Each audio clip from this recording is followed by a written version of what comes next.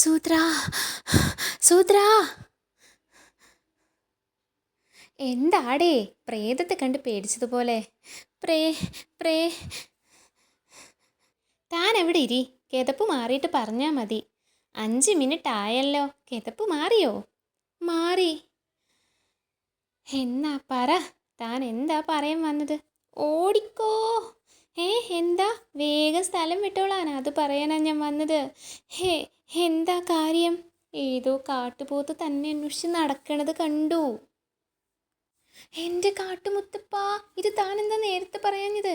താനല്ലേ പറഞ്ഞത് കിതപ്പ് മാറ്റാൻ? എൻ്റെ ജീവൻ പണയം വെച്ചാണോടോ കിതപ്പ് മാറ്റുന്നത്? ഹേ, താൻ എങ്ങോട്ടാ? ഞാൻ പറഞ്ഞു തീർന്നില്ല. താൻ എവിടെ നിന്ന് പറഞ്ഞു തീർത്തോ, ഞാൻ തടി തപ്പട്ടെ. എടോ, താൻ നാട് വിടുന്നതാ നല്ലത്. അതൊക്കെ ഞാൻ തീരുമാനിച്ചോളാം.